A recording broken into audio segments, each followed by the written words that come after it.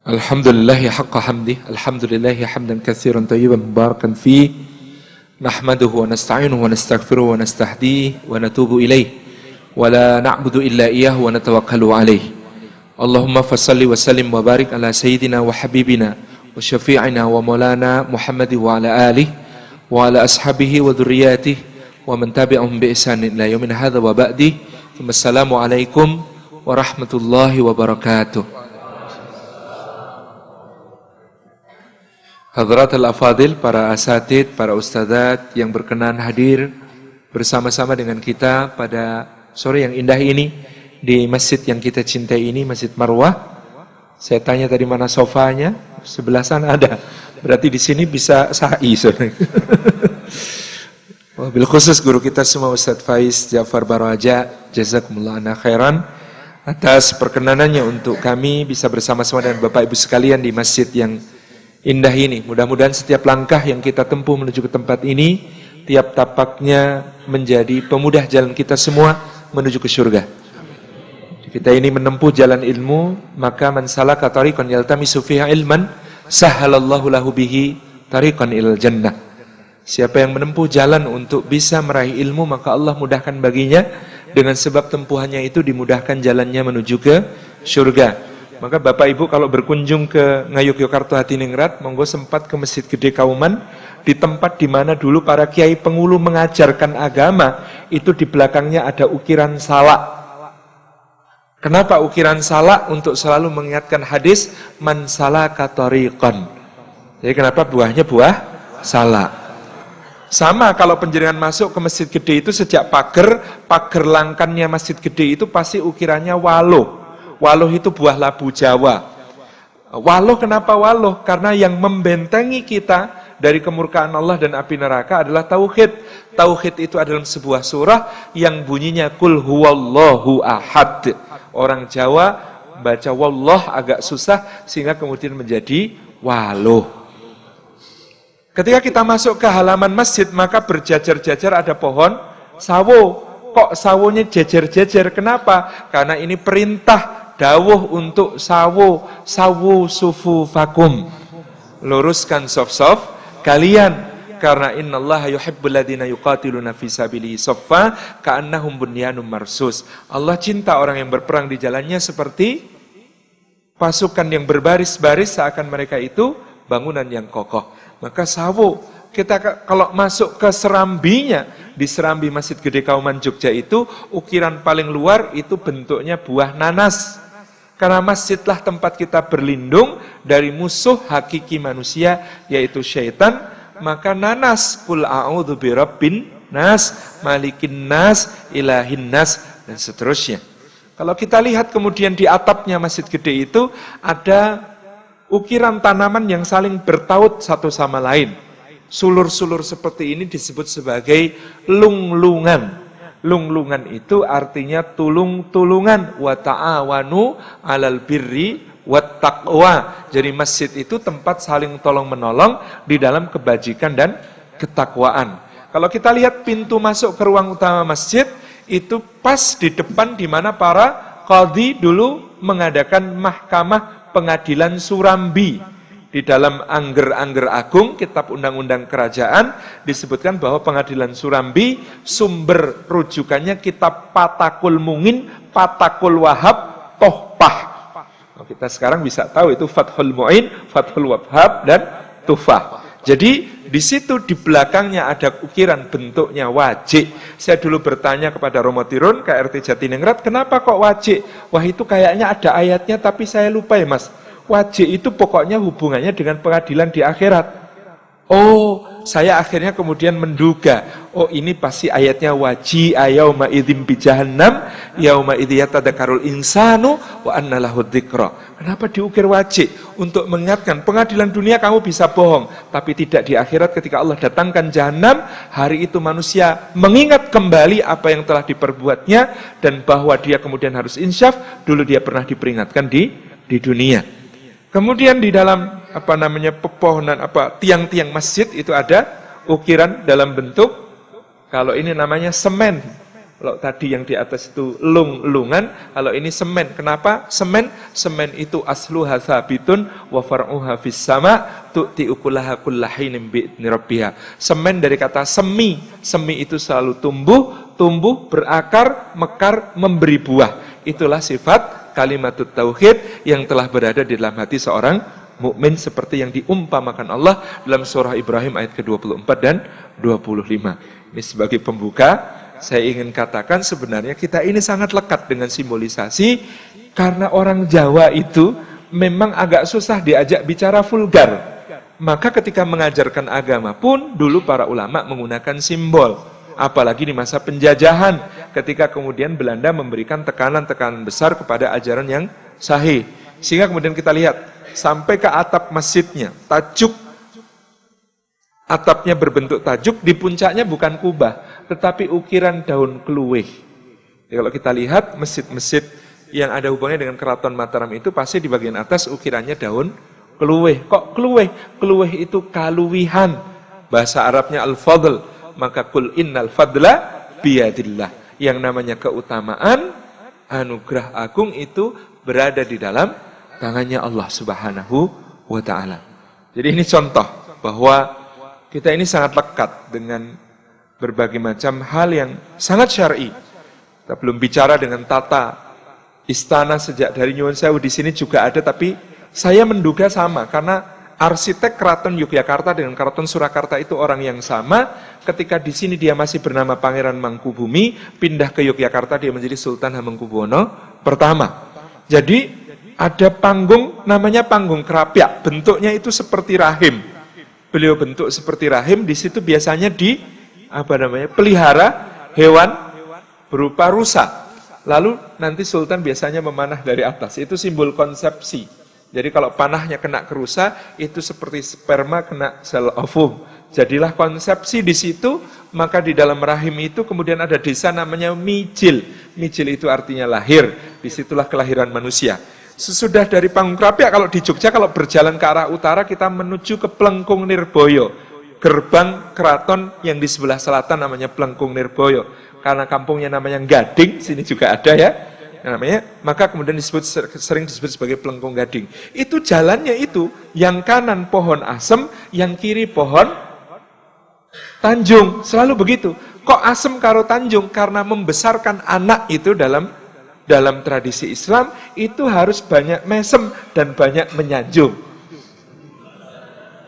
Makanya pohonnya pohon asem dan pohon tanjung, harus banyak mesem, banyak nyanjung. Karena bayi itu sengsem, bayi itu bayi yang banyak memberikan pesona kepada kita. Kita jalan masuk ke dalam keraton, pertama ketemu dengan alun-alun selatan. Di alun-alun selatan itu sebelum masuk ada pohon seperti pohon asem tapi warna daunnya lebih muda, maka disebut sebagai pohon sinom. Inilah tanda masa kemudaan, posisinya di alun-alun. Pohon sinom ini menandangi masuk alun-alun itu jalannya 5, yang 2 halus, yang 3 kasar. Inilah panca indera. Kenapa yang 2 halus, yang 2 ini akan yang terbanyak dimintai pertanggungjawaban oleh Allah. Inna sam'a wal basara, yaitu pendengaran dan penglihatan. Lalu di alun-alun ini ada 3 macam pohon dulu.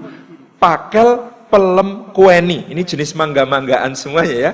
Pakel itu mangga hutan, pelem itu pohon mangga yang biasa kita kenal, kueni itu sejenis mangga juga, bentuknya bulat, seratnya lebih kasar. Pakel, pelem, kueni ini menyimbolkan orang yang balik itu harus pakel. Pakel itu artinya akil, tidak boleh hanya balik tapi harus akil, harus mempergunakan akal. Dia sudah mulai mumayyiz, bisa membedakan yang benar dan yang salah. Pelem itu artinya gelem. Gelem itu artinya mau, maksudnya mau melaksanakan syariat. Syariat apa? Karena dia sudah mukallaf. Jadi mumayyiz lalu mukallaf, dia sudah terkena beban-beban syariat sehingga harus gelem melaksanakan syariat. Yang ketiga kueni. Kueni itu artinya wani, berani bertanggung jawab karena semua amal perbuatannya mulai saat itu sudah ditulis dan kelak akan dipertanggungjawabkan di akhirat. Ada pakel, pelem, kueni. Konon kata kakek saya dulu jumlah pakelnya 61, pelemnya 63, kueninya 64. Jumlah apakah itu? 61 usia Rasulullah sallallahu alaihi wasallam secara Masehi, 63 usia beliau secara Hijri, 64 usia Nabi menurut petung tahun Jawa. Jadi 61, 63, 64. Naik kita akan ketemu Siti Hinggil. Di sebelah kanan dan kiri ada pohon. Yang kiri pohon soka, yang kanan pohon cempora.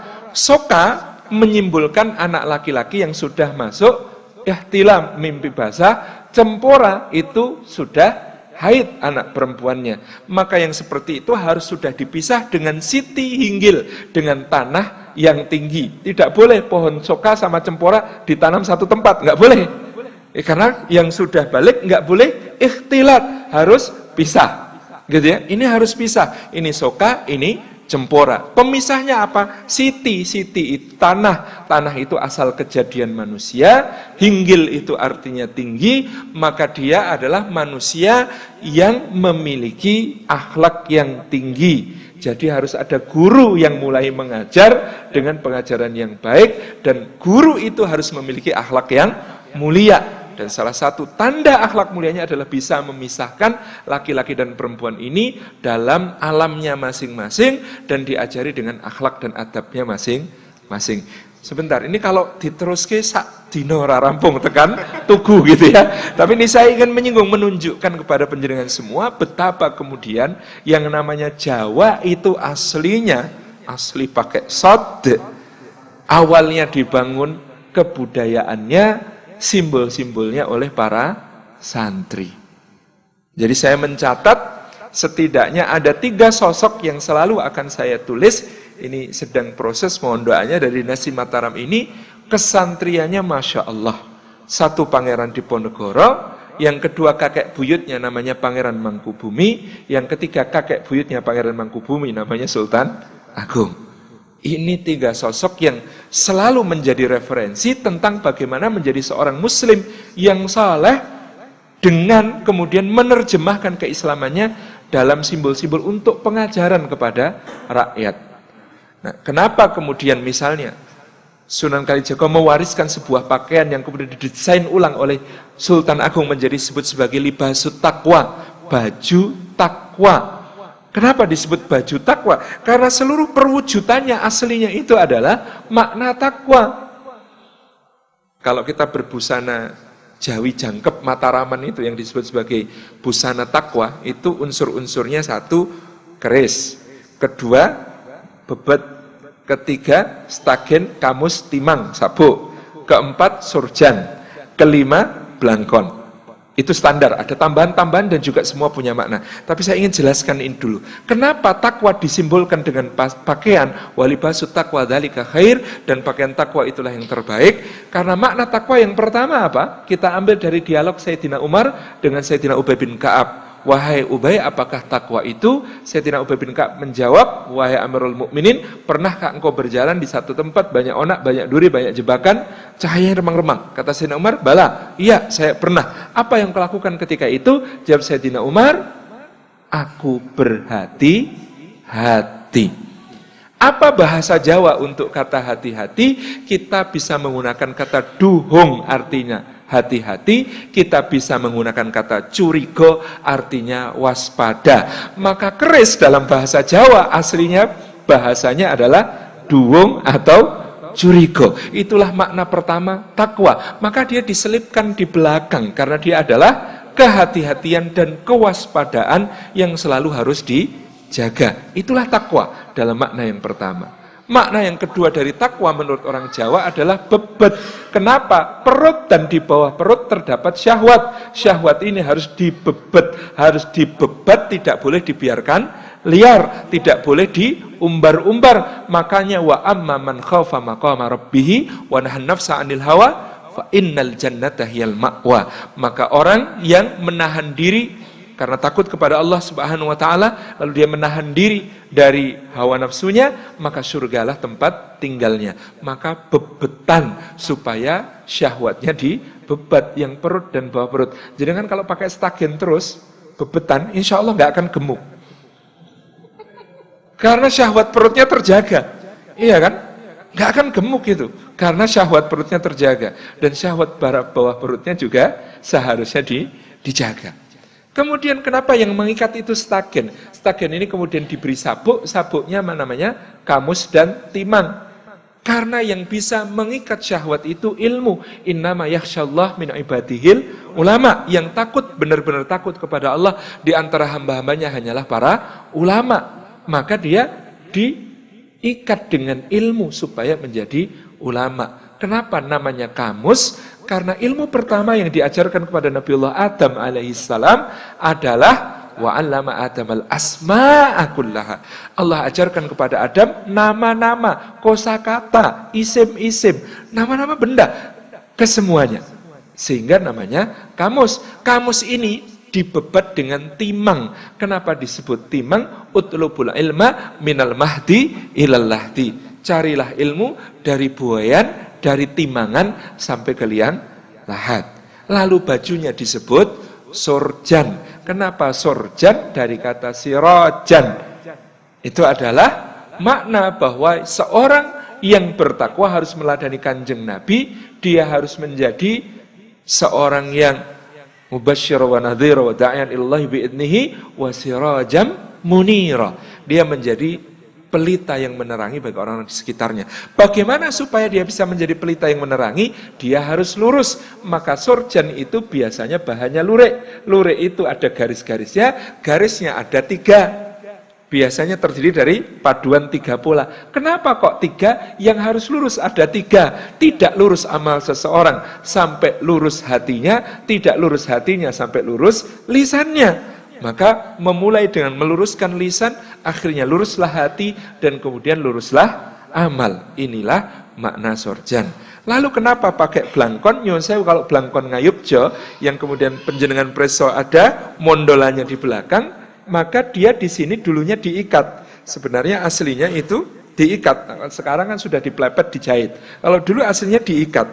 Ini jumlah pelepetan di bagian sini, ini harus 17. Yang di sini, ini kemudian diikat. Ini yang diikat adalah la ilaha illallah Muhammadur Rasulullah, simbol tauhidnya. Yang di sini kenapa 17? Itu rakaat sholat. Kalau pakai blangkon, kok ora sholat? Lucu. Karena ini sudah mengingatkan 17 rakaat yang seharusnya ditunaikan. Tadi nyuwun sewu, yang namanya sorjan, kancingnya di sini pasti 3 dan 3. Kenapa? 6 ini rukun iman. Rukun iman itu harus mengikat kita di sini. Al-aqd, i'tiqad, akidah. Kemudian yang di sini ada 5, yang di sini ada 5. Apa itu? Rukun Islam. Rukun Islam kok di tangan? Karena dia diamalkan. Jadi dia diamalkan, maka diletakkan di tangan. Kancingnya 5, kancingnya 5. Di blangkon ada mondolannya. Mondolan itu, kata teman saya sambil agak bercanda, mungkin maksudnya mindolah. Jadi payung pengayoman bagi orang-orang yang ada di sekitarnya. Kemudian nanti pakai samir. Samir ini kayak sebuah ikatan di leher, kemudian disambung ke sini. Kenapa samir? Ini wujud tanggung jawab yang namanya takwa. Itu artinya kelak akan dimintai pertanggungjawaban. Karena apa? Makin bagus ini samirnya, ini nyekeknya makin mudah gitu. Jadi ini kayak hiasan, tapi sebenarnya adalah tanggung jawab kepada Allah. Itu pakaian. Belum nanti penjenengan bicara tentang makanan. Makanan kesukaan Ngarso dalam Sultan Agung itu apa? Sebenarnya nasi Arab. Jadi jangan salah, beliau itu favoritnya nasi Arab. Tetapi karena di Jawa, gitu ya, kadang-kadang agak susah menemukan bumbu-bumbunya. Beliau bikin satu variasi nasi Arab untuk beliau yang kemudian bisa dinikmati bersama. Nasi ini dinamakan nasi wudhu. Kenapa kok nasi wudhu? Kalau masak harus berwudhu dulu. Kenapa kok namanya nasi wudhu? Karena nasinya ini harus dipususi, dibersihkan, disucikan dulu, kemudian dicampur dengan yang suci itu warnanya putih, namanya santan. Jadi nasinya ini wudhu. Kalau nasinya wudhu, habis wudhu ngapain? Sholat. Siapa yang sholat? Dipilihlah ayam dimasak utuh, namanya ingkung. Ingkung itu ayam dimasak utuh, dalam posisi dia diikat seperti orang yang sedang sujud. Makanya lauknya nasi wudhu adalah ayam yang ingkung, supaya ingkung eling nyekungkung itu sujud, tapi sekaligus juga eling zikrul maut, besok bakale mati. Kemudian untuk pelengkapnya itu lauknya kesukaan beliau sambal gepleng. Sambal gepleng itu dari apa? Kedelai ditumbuk bersama cabai, bawang, garam. Sambal gepleng ini kenapa kok namanya gepleng? Itu sregep geleng-geleng. Banyaklah berzikir kepada Allah, la ilaha illallah, la ilaha illallah, la ilaha illallah. Maka makanan saja ngajak zikir, ngajak sholat, ngajak wudhu. Jadi nasinya wudhu, gitu ya, ayamnya ingkung sholat, sambelnya gepleng zikrullah. Ini dibawa pasukan Mataram ketika menyerbu ke Batavia tahun 1628 sampai 1629, makan di sana masih benar nasi wudhu pakai ingkung, pakai sambal gepleng. Lama-lama diadopsi orang Betawi, jadinya nasi uduk. Jadi bid'ah karena ada semur jengkolnya, ada sambal goreng kentangnya, gitu ya, ada ayamnya sudah tidak diingkung. Jadi nasi uduk itu hasil bid'ah dari suatu ajaran sunnah yang namanya sego wudhu, gitu. Ini orang Betawi harus tahu. Jadi kita ini melihat betapa di dalam dinasti Mataram ini agama diletakkan dalam segala sendi kehidupan, dari makanan, pakaian, tata bangunan, segala halnya. Supaya apa? Supaya orang memahami, supaya orang ngugemi, karena kalau kitab dibakar gampang. Tetapi simbol itu susah dihilangkan. Kalau kitab dibakar selesai. Orang ceramah dibunuh rampung. Tapi simbol sulit dihancurkan. Dan inilah yang kemudian dimaksudkan ketika itu sebagai suatu dakwah perlawanan melawan penjajahan. Saya itu dulu takjub. Kenapa di desa saya itu kalau mau masak ayam itu nggak boleh nyembelih sendiri. Masak ayam itu harus nyembelihnya ke Mbah Kaum. Kenapa kira-kira? Itu model sertifikasi halal zaman Kesultanan Mataram. Tidak semua orang boleh nyembelih. Yang boleh nyembelih hanya faqih yang alim, yaitu Mbah Kaum. Jadi waktu itu Mbah Kaum ada representasi lembaga penjamin kehalalan. Maka tidak boleh belah sendiri, yang belah harus Mbah Kaum, seperti itu. Kemudian saya bertanya-tanya, kenapa di masjid-masjid yang mewarisi tradisi itu, Kesultanan Mataraman itu, Nyun Sewu ada Bilal ketika sholat taraweh. Jadi kalau kita sholatnya 20 rakaat itu tiap 4 rakaat ada penyebutan nama khalifah. Penyebutan nama Khulafa Rasyidin. Saya dulu pokoknya nganggap saya nesu itu. Bid'ah ini. Saya tanya si mbah saya, itu kenapa toh? Kok kayak begitu? Engko sekle, ceritanya begini. Dulu ketika Islam masuk ke Nusantara, ternyata ada yang ikut pengen dompleng, yaitu orang-orang yang membenci Khulafaur Rasyidin. Mereka tidak suka pada Khulafaur Rasyidin. Itu ada yang pengen dompleng dakwah ini. Makanya salah satu dalam legenda Jawa itu, Wali Songo itu ada yang namanya Syekh Siti Jenar. Kenapa disebut Siti Jenar? Siti artinya lemah, Jenar itu abang, tanah merah. Itu adalah tanah yang tersiram darah Husain radhiyallahu anhu, tanah Karbala. Jadi dia datang juga sebagai seorang mubalik ke Nusantara, berdakwah dan memang dapat pengikut. Salah satu buktinya nanti juga dalam babat, ini sebelum kita masuk ke tema utama, babat Tanah Jawi, ada banyak versi babat Tanah Jawi ini, tetapi bisa digolongkan pada 2 kelompok naskah utama. Naskah pertama adalah naskah yang ditulis resmi oleh Keraton Surakarta pada masa Engkang Sinun Pakubuwono III, ditulis oleh Carik Kertoboso tahun 1788. Ini versi yang resmi keraton. Versi satu lagi adalah versi yang ditulis oleh Pangeran Adilangu dari Demak keturunan Sunan Kalijaga yang diterbitkan lebih tua yaitu tahun 1722. Dua-dua naskah Babat ini punya keunikan. Tapi saya ingin kembali ke yang tadi dulu, yakni tentang Syiah. Ternyata datang ini juga di dalam Babat ada bukti yang bisa kita rujuk. Di dalam naskah Babat Pangeran Adilangu tentang murid Syekh Siti Jenar namanya Ki Kebo Kenongo yang berkedudukan di Pengging, Boyolali, yang kemudian dituduh bughat, memberontak, membangkang kepada Kesultanan Demak, itu Ki Ageng Pengging itu punya 2 ekor anjing. Anjing ini dia lempari batu kalau sedang marah. Anjing ini oleh beliau diberi nama Abu Bakar lan Ngumar. Jadi kebenciannya sampai di level itu. Maka kata kakek saya, beliau mengatakan, maka para raja dinasti Mataram itu mengkreasi satu amal, sebenarnya bukan amal, tidak termasuk di dalam sholat, dia diletakkan di luar sholat, hanya sebuah perkataan untuk menjaga masjid-masjidnya dari pengaruh Syiah. Caranya bagaimana? Al-Khalifatul Ula, Amirul Mukminin Abi Bakr Siddiqi hal tardu'an, maka dijawab nardu'an. Al-Khalifatul Tsani Amirul Mukminin Abu Hafsin Umar bin Khattab radhiyallahu anhu hal tardu'an, nardu'an. Nah, pertanyaan kemudian dijawab hadirin, nardu'an ini untuk menjaga rakyat Mataram dari pengaruh Syiah. Ternyata begitu caranya. Nah, saya tanya, mau Kong enggak jadi bid'ah boh itu?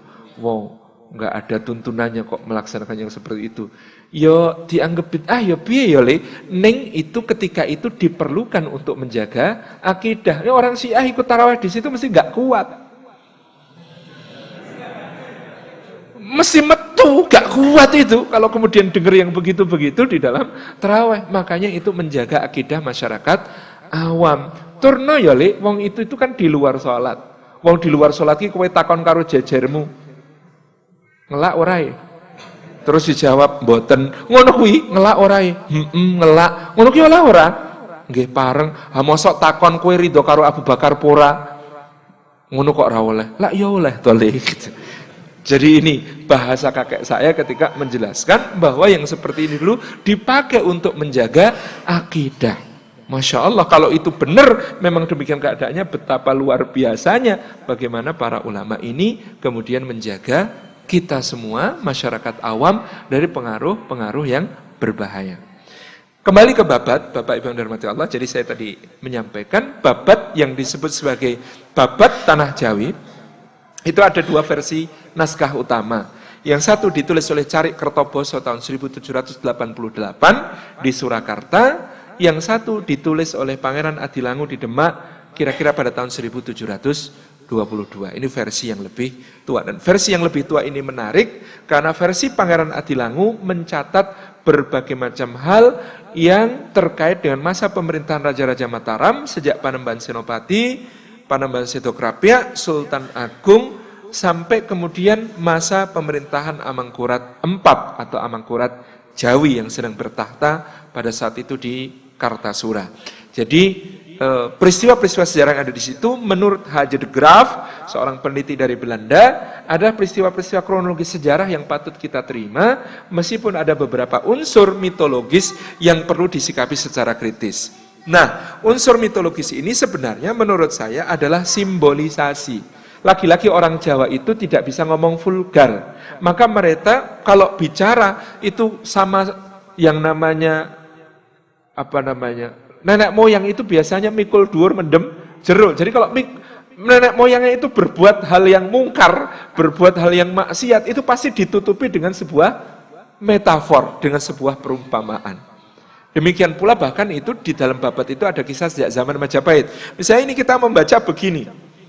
Patih Udara yang kemudian bertahta sebagai Brawijaya VII di Majapahit yang telah mengkudeta Girindrawardana, sementara Girindrawardana mengkudeta ayahanda Raden Patah yang bernama Brawijaya V, itu memutuskan untuk menyerbu ke Giri Kedaton, tempat kedudukan Kangjeng Sunan kiri. Ketika pasukan Majapahit beribu-ribu orang ini menyerbu ke Giri Kedaton, Sunan Giri sedang menulis dengan penanya, dengan kalamnya. Maka Sunan Giri kemudian melihat pasukan penyerbu itu, beliau lemparkan penanya ke udara, pena itu kemudian berubah menjadi keris ini namanya Kanjeng Kiai Kolomunyeng. Kanjeng Kiai Kolomunyeng ini kemudian mengobrak-abrik pasukan Majapahit sampai hancur. Kira-kira penjenengan percaya kalau penanya Sunan Giri dilempar kemudian berubah jadi keris, kemudian terbang menghancurkan pasukan? Apa metafornya? Kalam itu kan pena. Bisa juga maknanya kalam, maka disebut kalam munyeng. Kalam itu ucapan atau pena, munyeng itu bikin pusing. Maka apa maksudnya babat? Maksudnya babat inilah kekuatan intelektualitas dan keulamaan Sunan Giri yang luar biasa. Beliau dengan ucapan dan tulisannya bikin pasukan Majapahit yang menyerbu ini pusing sendiri. Karena ucapan Sunan Giri yang sangat luar biasa di dalam berakitasi, di dalam beliau ini menyampaikan argumentasi-argumentasi. Jadi dugaannya adalah ketika itu Sunan Giri berpidato, pidato beliau adalah, kalian ini pasukan Majapahit. Iya. Kenapa kalian mengabdi kepada pemberontak? Lu siapa pemberontaknya? Girindrawardana itu pemberontak, Udara juga pemberontak. Kenapa kalian tidak berpihak kepada pewaris sah Majapahit? Loh, pewaris sah Majapahit siapa? Tentu putranya Brawijaya V. Siapa putranya Brawijaya V? Raden Patah di Demak. Loh, kalau kalian itu setia kepada Majapahit, harusnya kalian setia kepada keluarga Brawijaya V yang telah dikudeta oleh Girindrawardana dan dikudeta oleh Patih Udara ini. Ayo gabung sama sama Demak, jangan sama Majapahit. Kan pusing. Akhirnya kemudian mereka bunuh-bunuhan, berperang sendiri di antara mereka. Maka kemudian di dalam babat ditulis sebagai keris Kanjeng Kiai Kolomunyeng. Maka kalau ada dukun sekarang dodolan keris Kiai Kolomunyeng, ora diong gitu kan. Karena ini harus dibaca secara simbolis gitu. Jadi bukan ada keris namanya Kiai Kolomunyeng, enggak. Tapi ucapan Kanjeng Sunan Giri yang sangat luar biasa di dalam memecah kesatuan pasukan penyerbu dari Majapahit ke Gresik pada waktu itu. Contoh lain, kenapa di dalam babat diceritakan yang namanya Kanjeng Ratu Kalinyamat itu bertapa telanjang.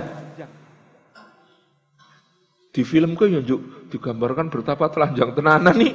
Padahal dia seorang putri yang salihah dari seorang raja yang soleh. Masa bertapa telanjang? Enggak mungkin. Babat menulis begitu, maknanya apa? Maknanya adalah beliau itu berjihad fisabilillah, mempergunakan seluruh hartanya habis-habisan sampai seakan-akan seperti telanjang. Maka data sejarah mengatakan tahun 1544 dan 1572 Ratu Kalinyamat mengirimkan armada berkekuatan masing-masing 150 kapal menyerbu ke Malaka untuk mengusir Portugis. Sampai-sampai saking ketakutannya Portugis pada Ratu Kalinyamat, beliau digelari sebagai Mawar Laut Utara. Jadi beliau berjihad, coba bayangkan penjenengan, ngirim 2 ekspedisi masing-masing berkekuatan 150 kapal. Entek piro itu? Beli 1 kapal saja berapa? Berapa miliar zaman sekarang kan? Itu ngirim 150 kapal plus 150 kapal. Maka beliau menghabis-habiskan hartanya untuk jihad fi sabilillah. Itulah yang terjadi kemudian beliau sampai dikatakan seperti orang telanjang karena hartanya dihabiskan untuk berjihad fi sabilillah. Jadi membaca babat ini bukan mitologis, ini simbolisme. Semuanya ditulis dengan simbol. Maka panjenengan bisa baca yang namanya Joko Tingkir, putra Ki Ageng Pengging yang diasuh oleh uwaknya yang namanya Ki Ageng Tingkir alias Ki Kebukanigoro bin Pangeran Handayaningrat bin Brawijaya V juga. Itu ketika menuju ke Demak itu melewati Bengawan Semanggi. Dulu namanya bukan Bengawan Solo, dulu namanya Bengawan Semanggi aslinya. Kok wong Semanggi kok terima diakuisisi sama Solo gitu ya. Itu namanya dulunya Bengawan Semanggi, bukan Bengawan Solo. Namanya Bengawan Semanggi karena di tepinya banyak tumbuh pohon semanggi. Nah, di Bengawan Semanggi ini dia bergerak menuju ke Demak. Naik apa? Naik getek, naik rakit. Rakitnya didorong sama apa? 40 buaya, aku guyu ngekek itu dirayakan setiap tahun dengan cara seperti itu. Karena itu simbol apa yang hendak dikatakan Babat, yang namanya Joko Tingkir masuk ke Demak dengan dukungan 40 preman. Kalau dulu 40 buaya, kalau sekarang 9 naga. Gitu. Nah, dulu didukung 40 preman supaya dia bisa meniti karir ke Demak. Apa yang dilakukan di Demak? Dia memasukkan tanah ke mulut seekor kerbau, kerbonya ngamuk di alun-alun di depan Sultan Trenggono, Raja Demak, kemudian dia yang mengalahkan kerbau itu. Lalu karena itu dia diangkat jadi menantu. Kira-kira apa itu yang beliau lakukan? Ya, bayar orang buat memberontak, lalu beliau yang ngalahin pemberontaknya. Jadi saking penulis Babat ini pengen mikul dur mendem jero karena ini termasuk leluhur. Nah, Sultan Pajang nantinya yo gak ditulis ngono toh. Tulis saja kebune dipakani lemah gitu ya. Terus kemudian dibikin kekacauan di alun-alun Demak gitu. Nah, ini kita memahami Babat itu seperti ini. Jadi Babat ini ditulis dalam rangka apa? Bapak-bapak, ibu-ibu yang dirahmati Allah, menulis sejarah tetapi tidak ingin gitu ya. Tidak ingin mengungkap aib nenek moyang. Inginnya tetap menjaga apa-apa yang ada pada nenek moyang supaya tidak menjadi satu hal buruk yang diperbincangkan, maka dia menggunakan simbolisme. Itulah cara gitu ya para sastrawan Mataram dalam menulis sejarah.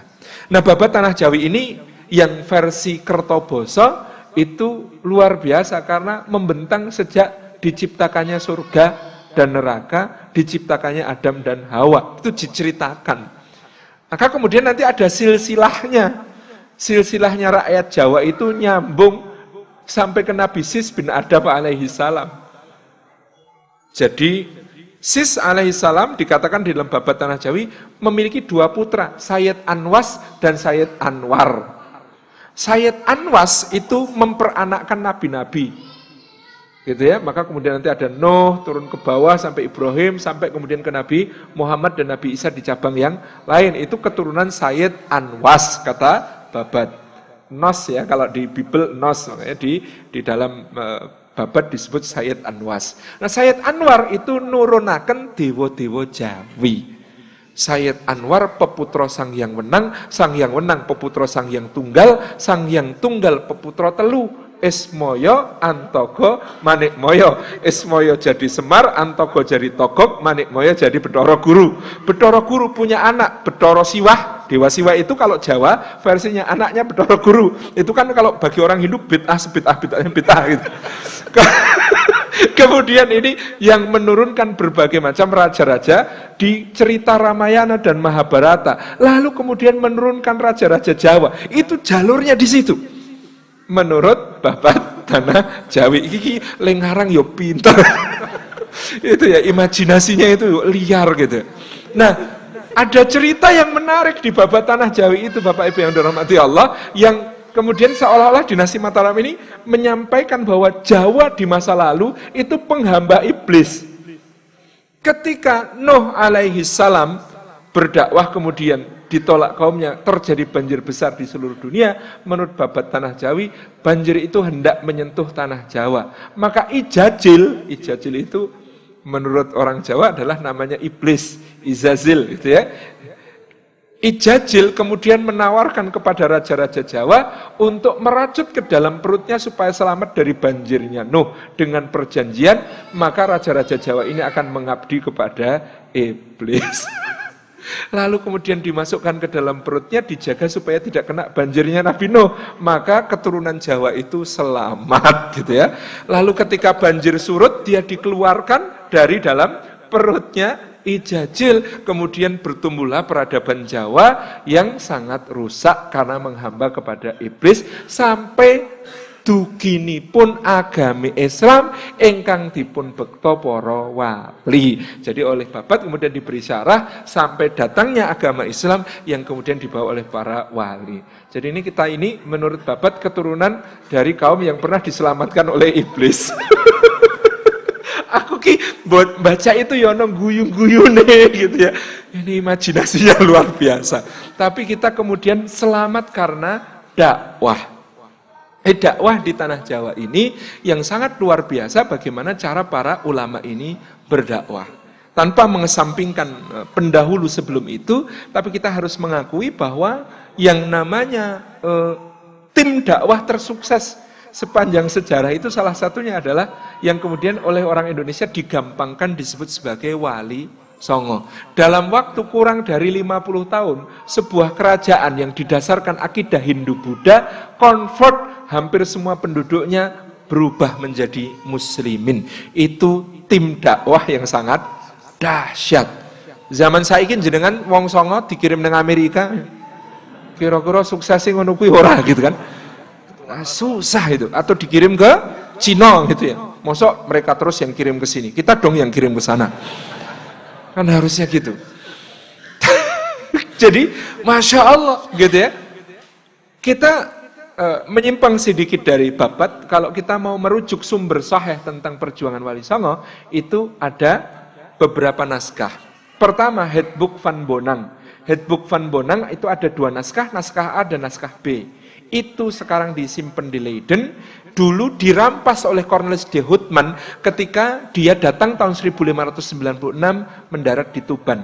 2 naskah ini kemudian diperiksa oleh seorang sejarawan Indonesia namanya Dr. Wiji Saksono tahun 1964. Beliau menemukan naskah Handbook Van Bonang A dan B sangat menarik karena Handbook Van Bonang naskah A kemungkinan berisi notulensi pengajiannya Kanjeng Sunan Bonang di Tuban pada awal abad ke-16, sementara Handbook Van Bonang B ternyata berisi notulensi rapat para wali membahas penyebaran aliran sesat yang sudah ada di Indonesia.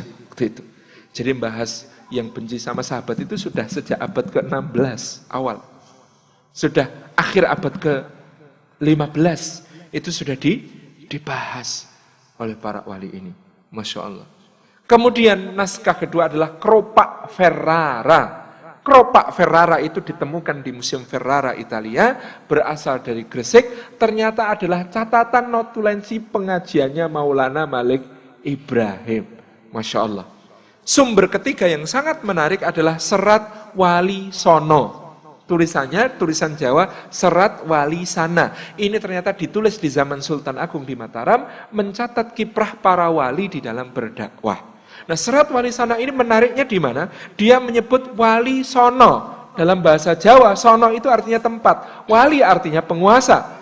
Maka bukan Wali Songo, bukan wali berjumlah 9 orang, tetapi mereka adalah penguasa-penguasa wilayah-wilayah di Jawa ini dalam berdakwah. Seperti dulu kalau di masa Khulafaur Rasyidin, Wali Kufah, Wali Basrah, Wali Makkah, Wali Madinah, Wali Yaman, Wali Syam gitu ya.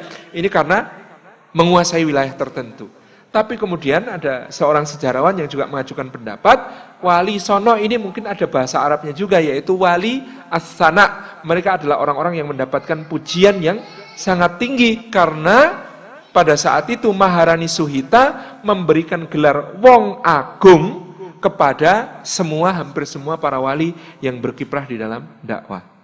Jadi Maulana Malik Ibrahim itu orang mana? Azerbaijan.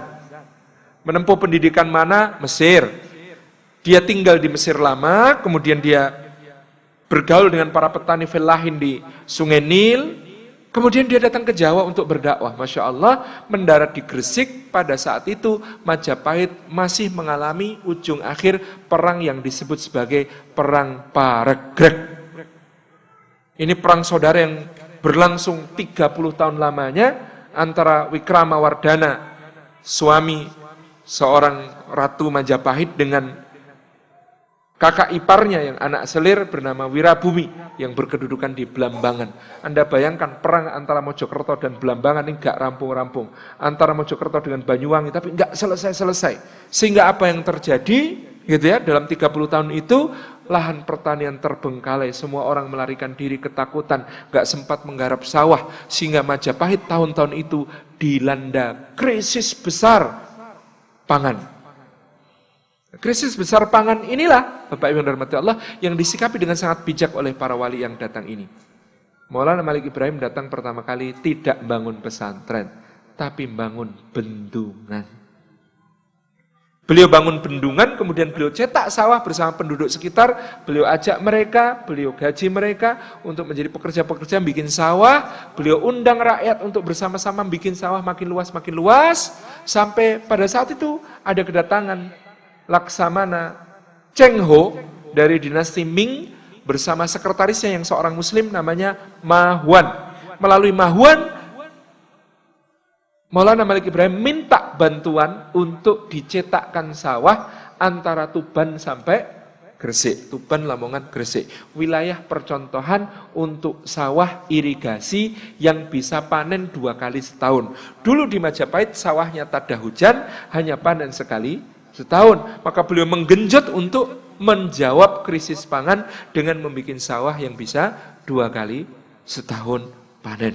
Ini kontribusi yang luar biasa. Cheng Ho ketika itu membantu, dan memang Cheng Ho ini luar biasa ketika mendarat di Tuban 1426 itu 300 kapal, Pak.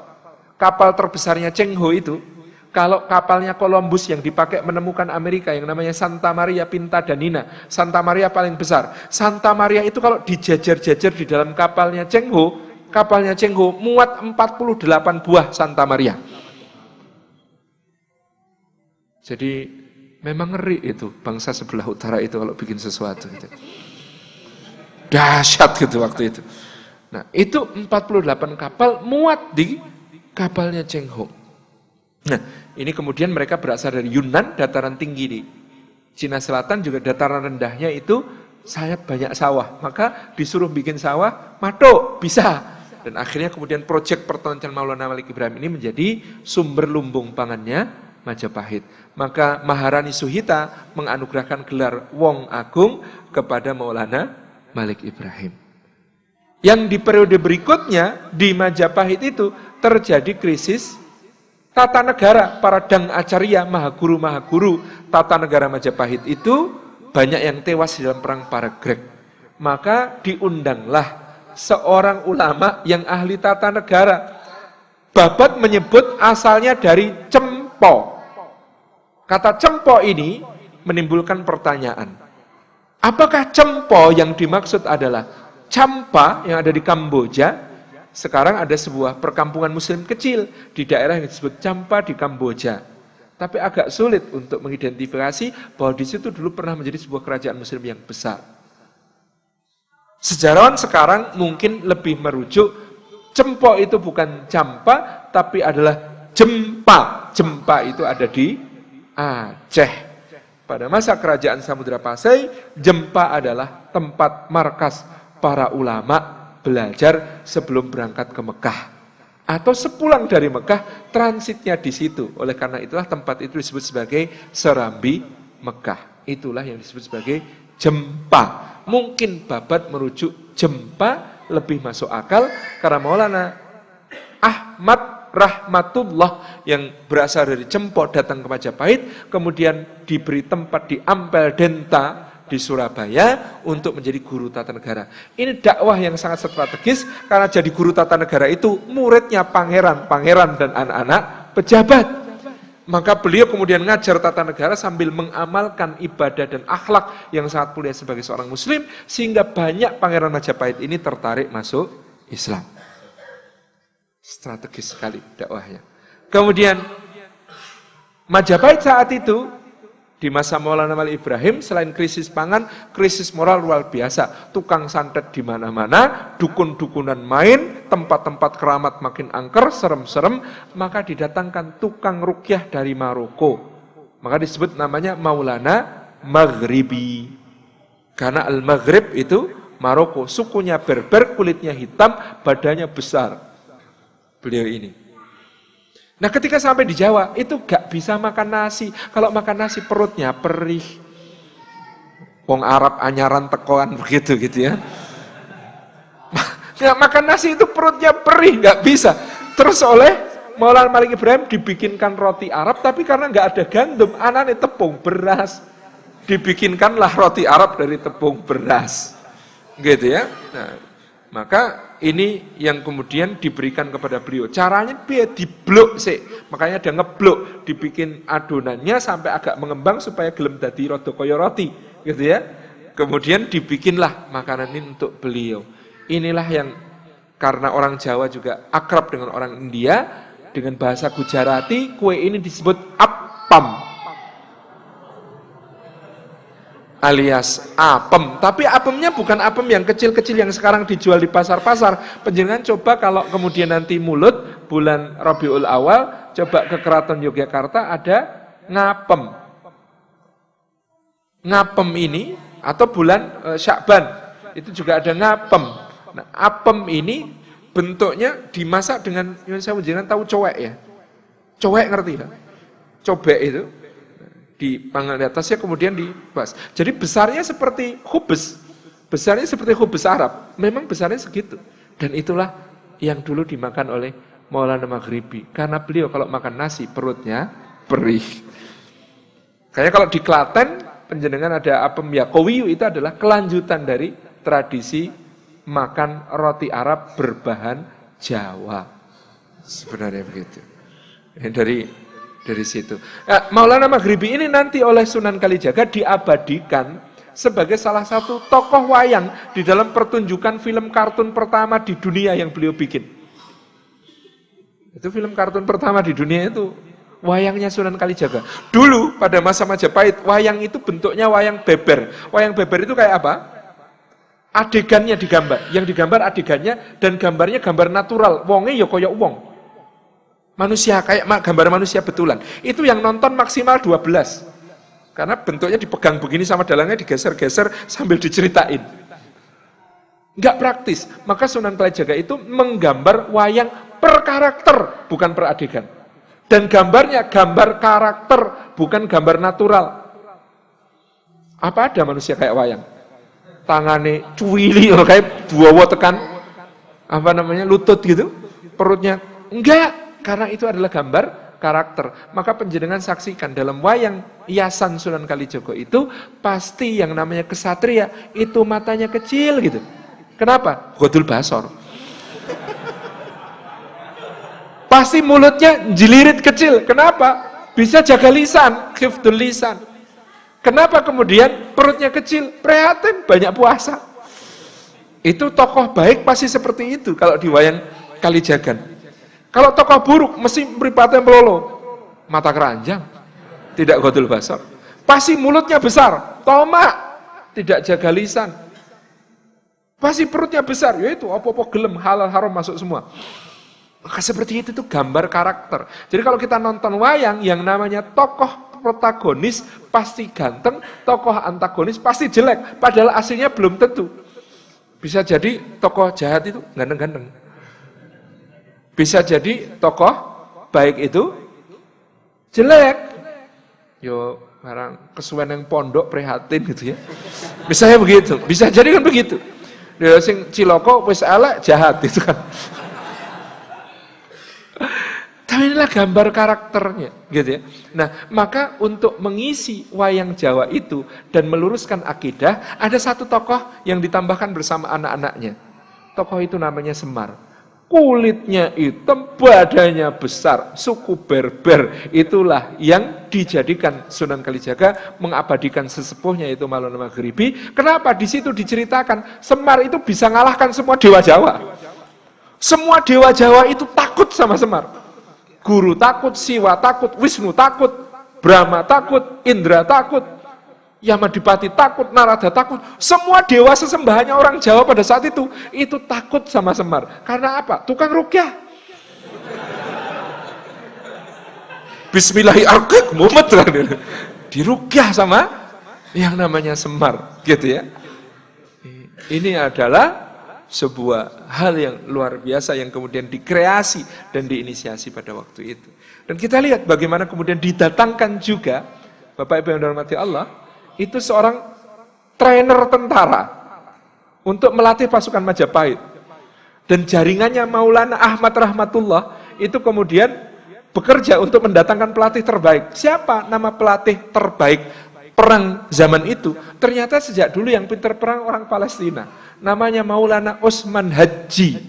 Maulana Utsman Haji ini kemudian datang ke Majapahit bersama anaknya yang masih kecil, namanya Maulana Ja'far Shadiq.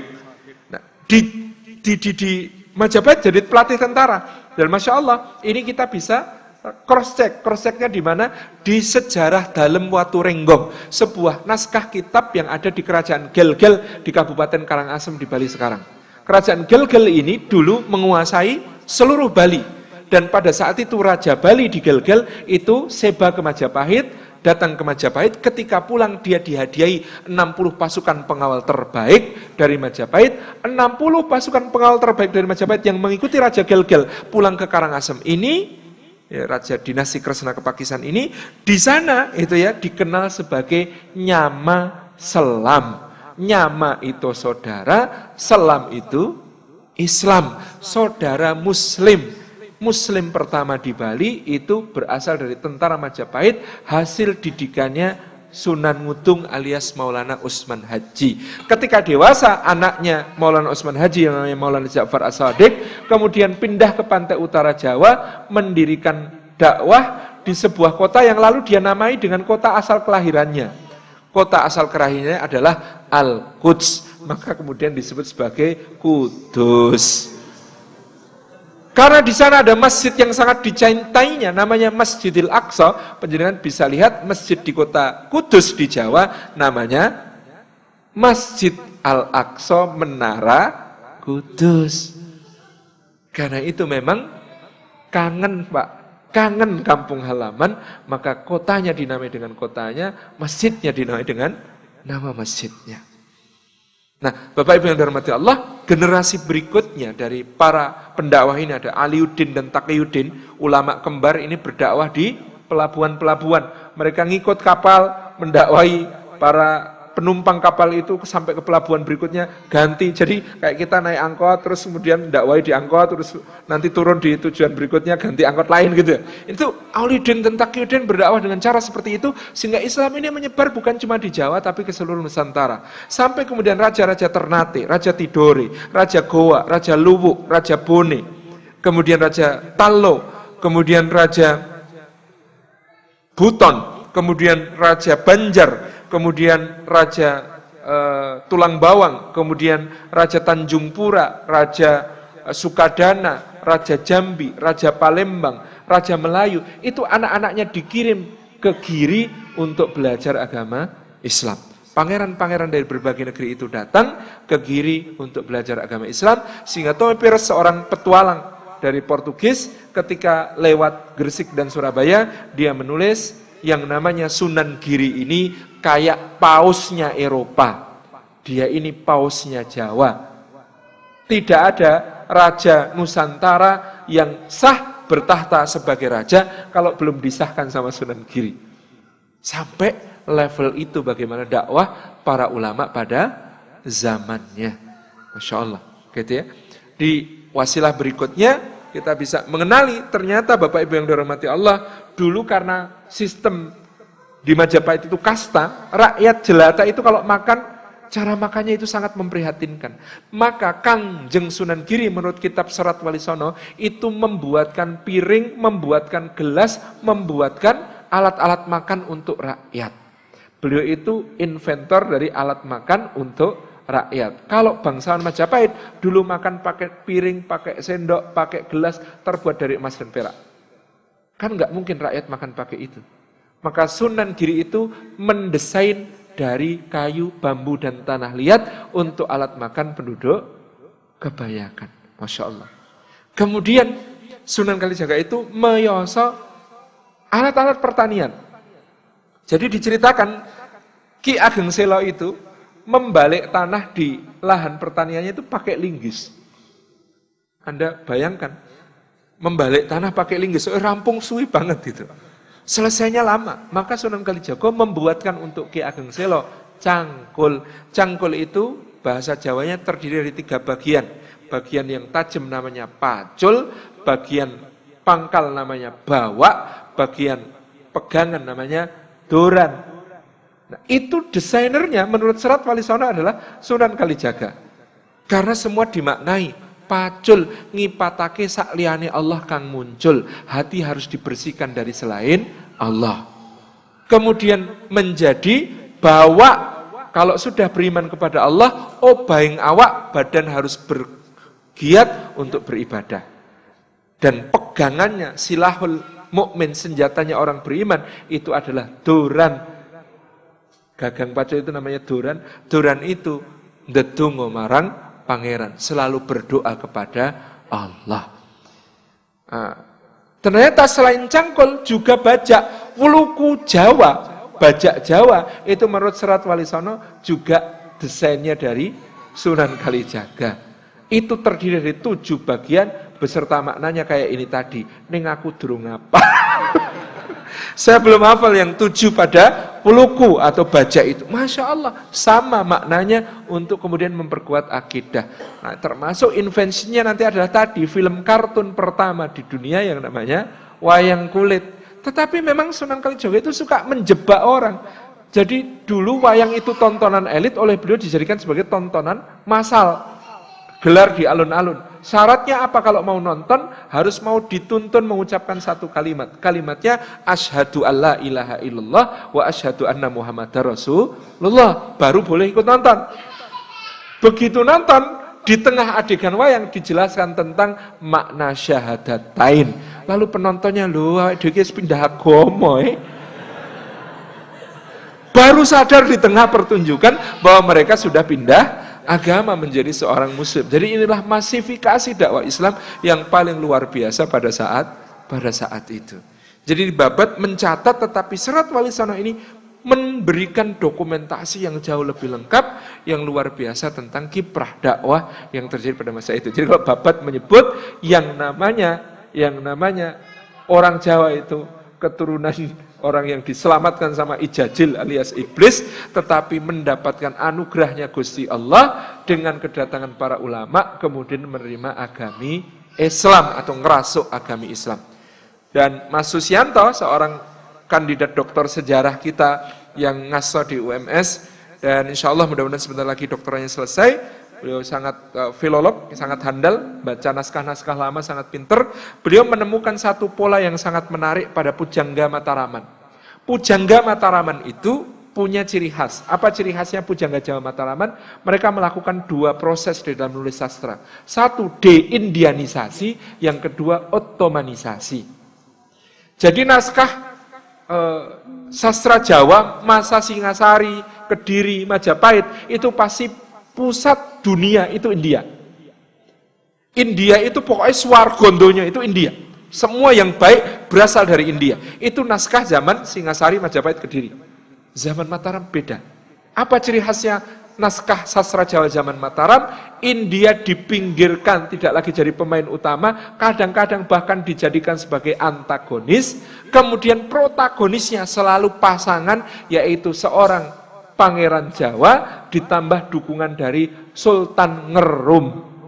Siapa Sultan Ngerum? Tahu siapa Sultan Ngerum?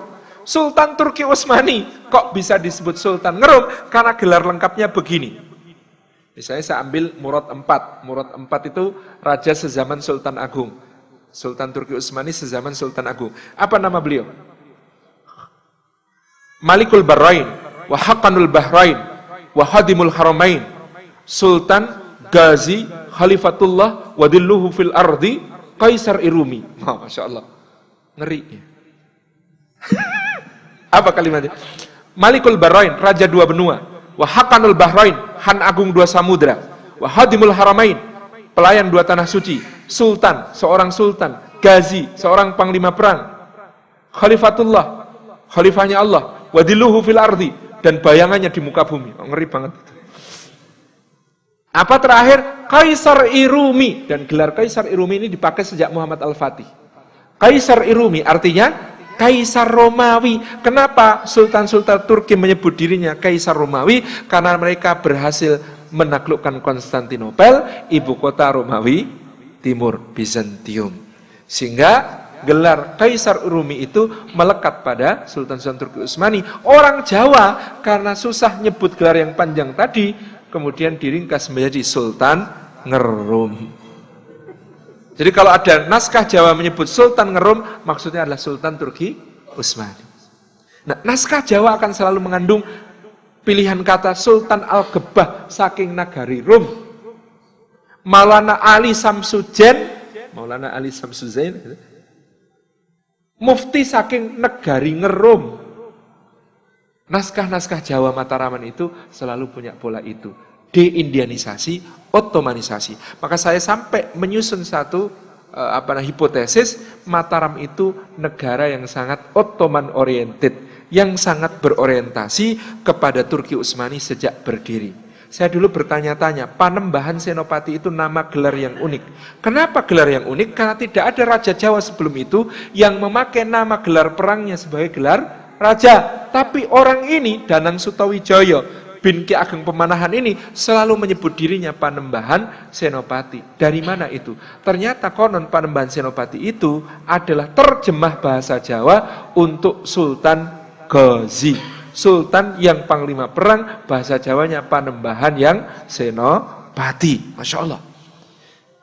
Kemudian ini dibuktikan dengan sangat serius oleh Sultan Agung Hanyokrokusumo. Waktu itu belum bergelar Sultan, masih Susuhunan Agung Hanyokrokusumo. Tahun 1640 ngirim utusan ke Turki Utsmani lewat Makkah. Berangkat dari Jepara menuju ke Palembang, transit di Aceh, transit di Aden, kemudian ke Makkah. Ketemu Syarif Makkah pada saat itu, namanya Zaid bin Muhsin al-Hashimi. Kemudian mendapatkan anugerah atas nama Sultan Murad IV dari Turki Utsmani. Melalui Zaid bin Muhsin al-Hashimi, beliau mendapatkan gelar Sultan resmi, diakui sebagai Sultan Abdullah Muhammad Maulana Mataram. Sebagai tanda pengakuan diberikan kepada beliau satu buah potongan kiswah Ka'bah berwarna hitam, sampai sekarang masih menjadi pusaka Keraton Yogyakarta, namanya Kanjeng Kiai Tunggul Wulung. Tunggul itu yang luhur, wulung itu hitam warnanya, karena ini adalah kiswah Ka'bah. Kemudian beliau juga diberi potongan satir makam Nabi SAW, warnanya putih. Kemudian ini menjadi pusaka sampai sekarang di Keraton Yogyakarta, namanya Kanjeng Kiai Pare Anom. Pare Anom, ini adalah pusaka dari kiswah itu. Kemudian dihadiahkan kepada Sultan Agung itu air zam-zam, satu guci. Gucinya dari Turki, diisi air zam-zam di Mekah, dibawa pulang ke Jawa. Bayangkan, zaman itu loh Pak, hampir setahun pelayarannya. Itu dibawa ke Jawa, kemudian oleh Sultan Agung, air zam-zam ini diminum, dibagikan kepada para ulama dan para santri, kemudian gentongnya oleh beliau dipasang di makam beliau yang ada di Imogiri. Di situ masih ada tulisannya, Enceh Kiai Mendung saking Sultan Ngerum. Enceh itu artinya guci, guci namanya Kiai Mendung. Hadiah dari Sultan Rum alias Sultan Turki Utsmani. Ini Ottoman oriented. Yang berikutnya adalah Pangeran Mangkubumi yang tadi saya utang cerita kepada panjenengan. Sebenarnya Pangeran Mangkubumi ini adalah putra Amangkurat IV dari Selir. Selirnya namanya Mas Ayu Tejawati. Menurut beberapa sumber, Mas Ayu Tejawati punya bapak, marganya Basyaiban. Jadi ternyata dinasti Mataram itu punya darah Basyaiban dari Mas Ayu Tejawati yang menjadi ibu Sultan Hamengkubuwono I di Yogyakarta. Memang dinasti Mataram itu campuran darah seluruh Nusantara. Karena nanti kalau dirunut nasabnya ke atas menurut Babat, maka Ki Ageng Pemanahan bin Ki Ageng Nis bin Ki Ageng Selo bin Joko Tarub bin Bondan Kejawan bin Brawijaya V. Nah, Bondan Kejawan bin Brawijaya V adalah anak Brawijaya V dari seorang putri Wandan. Wandan itu mana Pak? Bandaneira di Maluku Selatan. Jadi ini anak putri dari Bandaneira yang menurut Babat kulitnya suwaida, kehitam-hitaman.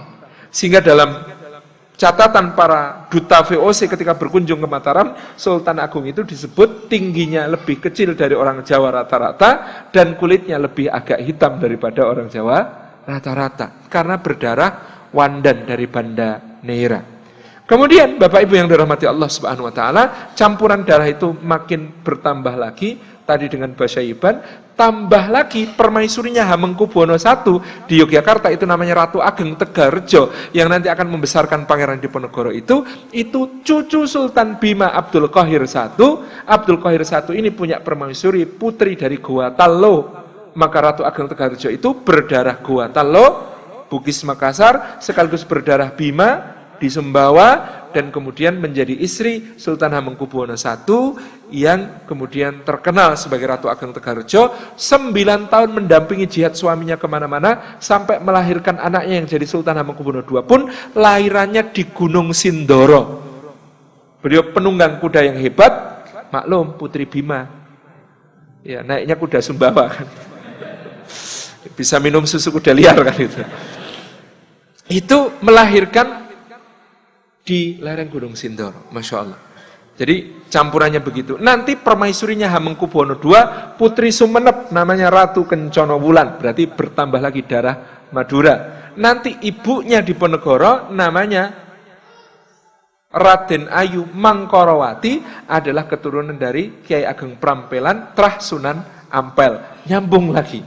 Jadi ini kumpulan a mix of little bit everything gitu ya. Dari berbagai penjuru dunia melumpuk darahnya itu di situ. Maka keturunannya ganteng. Jadi Bapak Ibu yang dirahmati Allah, kita kembali kepada tadi kisah tadi. Jadi Pangeran Mangkubumi ini seorang pangeran di sini, di Kartasura, Pak. Kartasura. Beliau putra Amangkurat IV. Pada saat itu yang kemudian menjadi raja adalah kakaknya namanya Pakubuwono II. Sinuhun Pakubuwono II ini seorang yang dalam babat digambarkan seorang yang lemah hati, peragu, gampang bimbang. Nah, beliau pada tahun 1742 mendapatkan ujian berupa pemberontakan besar oleh orang-orang Cina yang disebut sebagai Geger Pecinan. Geger Pecinan ini gara-garanya apa? Gubernur Jenderal Adrian Falkenir di Batavia memutuskan membatasi jumlah orang Cina di Batavia. Yang saat itu sudah 120.000 orang, beliau tetapkan tidak boleh lebih 50.000 orang Cina tinggal di Batavia. Yang rusak, kokean, gitu kan. Maka sekitar 50.000 orang Cina memberontak di Batavia, kemudian bergerak di seluruh pantai utara, ke timur, ke arah Cirebon, menjarah dan sebagainya, sampai ke Semarang. Di Semarang mereka ketemu dengan seorang pangeran Mataram yang terbuang, namanya Raden Mas Garendi. Maka terjadi persetujuan di antara mereka, pasukan Cina ini mendukung Raden Mas Garendi memberontak untuk jadi Raja Mataram. Maka Raden Mas Garendi ini, karena dia menjadi rajanya orang-orang Cina, kemudian disebut sebagai Sunan Kuning. Jadi di Semarang ada tempat namanya Sunan Kuning.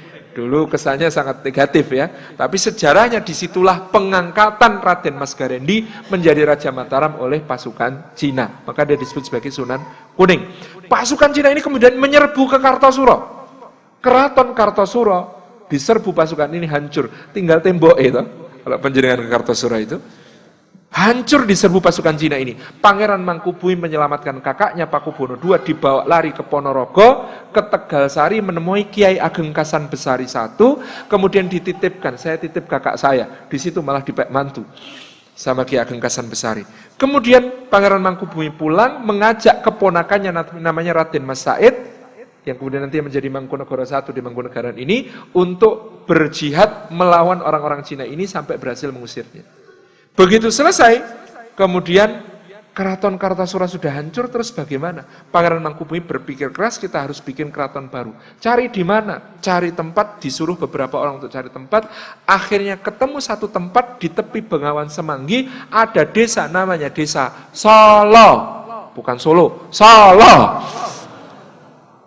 Maka di Desa Solo itulah yang sekarang menjadi Keraton Kasunanan Surakarta ini, dibangun sebuah keraton baru dengan arsitek Pangeran Mangkubumi ini. Selesai keraton dibangun, maka dia jemput kakaknya ke Ponorogo untuk didudukkan kembali menjadi raja. Saking senengnya Pakubuwono II atas dharma bakti adiknya, dia berjanji, "Dek, nanti tak kasih ya, Dek." Kasih opo? Mau dikasih tanah yang disebut Sukowati. Mana itu tanah Sukowati? Sragen sampai Ngawi bagian utara. Itu yang disebut tanah Sukowati. Tanah tersubur di seluruh wilayah saat itu. Sampai sekarang lumbung padi nasional. Itu mau diserahkan ke Pangeran Mangkubumi oleh Pakubuwono II. Itu tahun 1742. Sampai 4 tahun kemudian, 1746, belum diberikan juga. Karena provokasi seseorang yang bernama Patih Pringgoloyo. Ada daerah namanya Pringgolayan enggak sih? Nah, kono kuwi ngene. Itu tempatnya kolaborator Belanda di situ. Patih Pringgoloyo ini kemudian memprovokasi Sunan untuk tidak memberi kepada adiknya. Pokok men jangan diberi. 1746 Gubernur Jenderal VOC namanya Baron van Imhoff datang ke Surakarta. Saat itu Patih Pringgoloyo dan Baron van Imhoff itu ngomong menyakiti Pangeran Mangkubumi, dibully habis di dalam Paseban, dijelek-jelekkan. Apa iya orang nggak berjasa kok 4 tahun sabar-sabarnya nunggu balas jasanya. Lah jasanya aja nggak ada gitu. Jadi pokoknya provokasi sampai Baron van Imhoff akhirnya kemudian tahu maksudnya. Oh jadi ini Mangkubumi yang kamu sebut. Ini orang memang nggak punya malu, minta-minta dibully habis. Pangeran Mangkubumi itu cuma senyum, nunduk senyum. Kakaknya yang kelejeman, Pakubono II itu mau membelani Mangkubumi, nggak berani, tapi hati kecilnya kasihan adikku dibully begini. Tengah malam Pangeran Mangkubumi kemudian pamit kepada kakaknya. Saya mohon pamit. Loh, mau kemana, Dik? Apa saya punya pilihan selain melawan? Ya wis tak pengestoni, Dik. Kemudian diberikan tombak Kiai Ageng Pleret Pusaka Utama Mataram itu oleh Pakubono II diberikan kepada adiknya Pangeran Mangkubumi untuk memimpin perang. Maka perangnya berlangsung 9 tahun, 1746 sampai 1755 yang disebut sebagai Perang Palihan Nagari. Karena endingnya nanti diakhiri dengan pembagian kerajaan Mataram. Pada saat itu Pangeran Mangkubumi berperang, Masya Allah, beliau berhasil mengepung benteng VOC di Ungaran sampai Van Imhoff mati terkepung di sana. Kemudian beliau berhasil menewaskan seorang panglima Belanda namanya Mayor de Klerk di Sungai Bogowonto di dekat Purworejo. Itu kemudian tombak yang dipakai untuk membunuh Mayor de Klerk itu masih jadi pusaka keraton Yogyakarta namanya Kanjeng Kiai Klerk. Jadi Pangeran Mangkubumi itu kalau naik kuda sama dengan Sultan Agung sama dengan Panembahan Senopati. Kalau naik kuda tidak pernah megang tali kekang. Nanti Pangeran Diponegoro juga sama. Gimana? Tali kekangnya diselempitkan ke stagen, ke sabuk. Dia mengendalikan kuda itu dengan gerakan perut dan kaki. Tidak pernah pakai tangan. Tangannya dipakai untuk megang senjata. Dan Pangeran Mangkubumi itu khas kalau berperang, kalau megang tombak bukan gagangnya. Mata tombaknya yang dipegang. Itu ya, makanya dia itu ketika membunuh Kolonel Klerk itu, dia pakai tombaknya ini untuk bertumpu naik ke kudanya Mayor de Klerk ini, kemudian sudah duduk di belakangnya, kemudian tombaknya templok ke sini, blas gitu. Cara membunuhnya begitu. Itu ya waktu itu.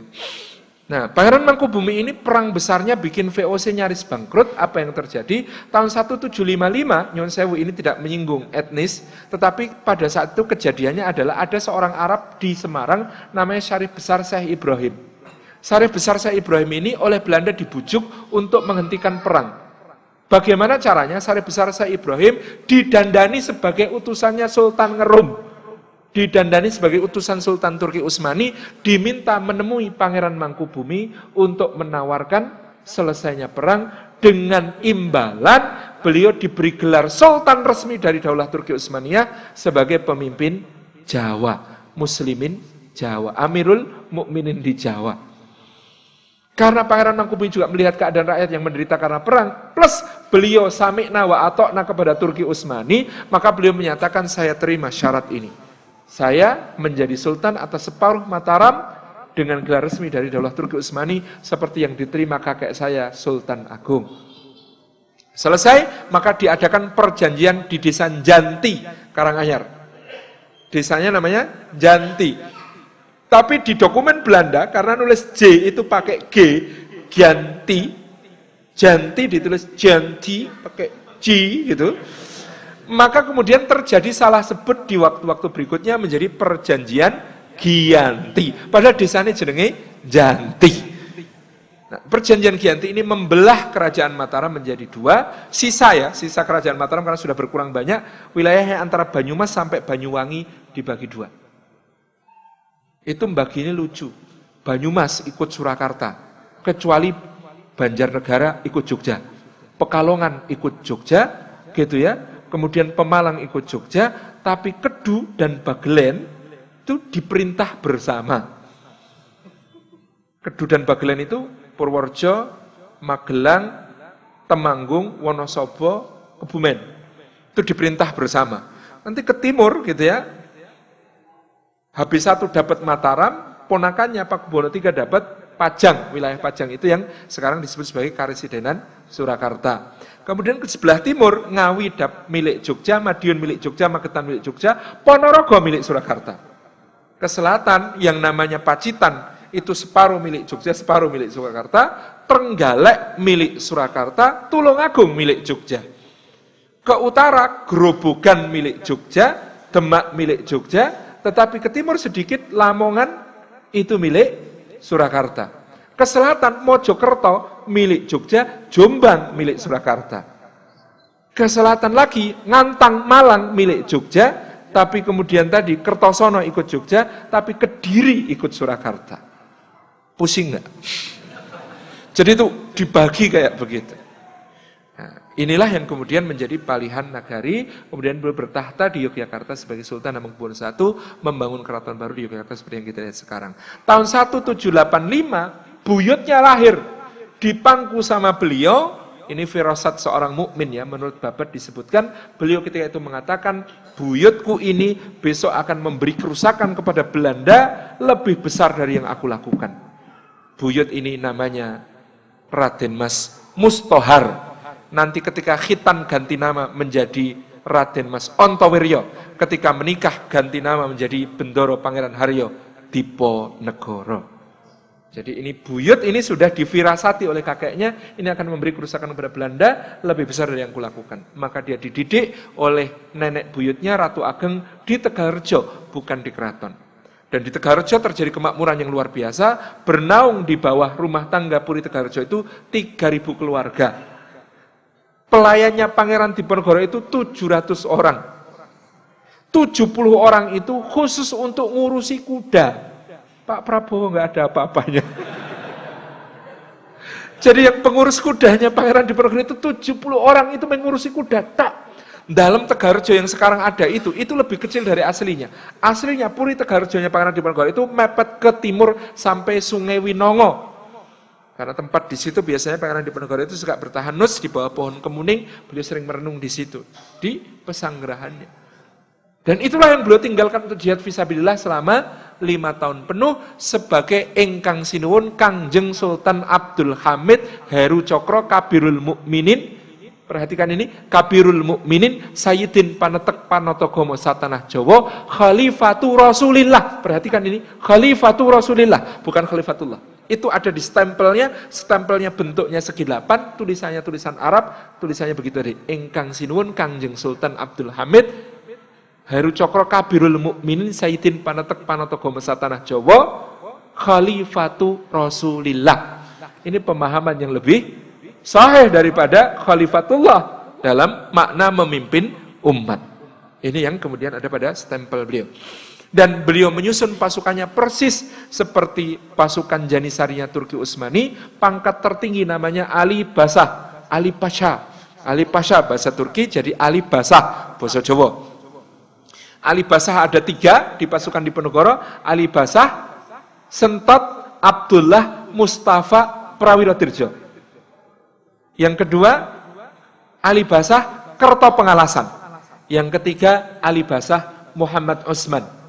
Ali Basah Sentot, itu dari Madiun, putra dari Ronggo Prawirodirjo III, saat menjabat Ali Basah, umurnya 17 tahun. Sangat muda, sangat hebat, taktis, paling ditakuti Belanda. Ali Basah Kerto Pengalasan seorang petarung yang luar biasa. Ketika perang selesai tahun 1830, dia diperiksa dokter Belanda, tidak ada satu jengkal pun di tubuhnya kecuali ada lukanya. Ali Basah Muhammad Utsman adalah keponakan Kiai Mojo, putra Kiai Kasan Besari, 2 dari Tegalsari, dan Masya Allah, Ali Basah Muhammad Utsman ini ikut dibuang bersama Kiai Mojo ke Tondano. Di bawahnya ada Basah. Di bawahnya ada Dolah. Di bawah Dolah ada Angadolah. Daulah, Agadaulah, bahasa Turki semuanya. Kemudian beliau juga kesatuannya namanya Boluk. Boluk di bahasa Jawa kan jadi Bulkio. Pasukan Turkinya namanya Turkio. Pasukan Arabnya namanya Arkio. Salah satu pemimpin Arkio namanya Syarif Samparwedi. Syarif Samparwedi ini menantu Syarif Abdurrahman Ala-Idrus. Syarif Abdurrahman Ala-Idrus adalah menantu Sultan Hamengkubuwono II. Di Jogja tempat tempat kelahirannya Syarif Samparuddin namanya Sayidan. Di Jogja itu ada kampung Sayidan, ning gak ono sayite. Kalau di Solo kampung Arabnya terpelihara, di Jogja kenapa tidak ada? Saya baru telusur kemarin, Syed Abdurrahman Ala Idrus, menantu Hamengkubuwono II itu keluarganya sebab ada perang Diponegoro itu menghadapi pilihan mau tetap di situ tapi dibunuh atau pergi. Kenapa? Karena selama perang Diponegoro terbukti keluarga Syed Abdurrahman Ala Idrus dan Syarif Samparuddin semuanya membantu perjuangan Pangeran Diponegoro. Makanya diusir, makanya dibersihkan dari Yogyakarta. Makanya Jogja itu gak enak kampung Arabe. Ono tapi gak ono wong Arabe gitu. Jenenge Sayidan gak ono Sayite. Itu yang terjadi. Jadi ini yang kita tangkap. Ini sampun maghrib. Tidak masuk maghrib. Kita tutup nih. Mudah-mudahan kita bisa lanjutkan di lain kesempatan. Ada banyak yang ingin saya ceritakan terkait cerita ini, betapa kita ini berada dalam lingkungan yang sangat luar biasa dalam jihad fisabilillah. Pada saat itu seperti yang dikatakan Kiai Mojo ketika menjawab Colonel Clearance ketika akan berunding, kenapa kalian berperang? Kata Kiai Mojo, ngantepi Islamnya samyo, ngelampai perintah dalil, ing Quran pan ayat katal. Ngantepi Islamnya samyo, bersama memantapkan Islamnya, ngelampai perintah dalil, melaksanakan perintah dalil, ing Quran pan ayat katal di dalam Al-Quran surah At-Taubah. Itu yang beliau sampaikan. Wallahu a'lam bishawab. Ustaz, closing statement, Ustaz. Jadi dari semua yang antum ceritakan, sebetulnya yang ingin antum sampaikan kepada masyarakat Jawa sekarang itu apa, Ustaz? Ayo kembali menjadi 100% muslim, 100% memahami sejarah kita, dan kita berjuang bersama-sama untuk masa depan yang gemilang, yang masa lalu kita sebagiannya sudah dirusak. Tahun 1830 Pangeran Diponegoro ditangkap.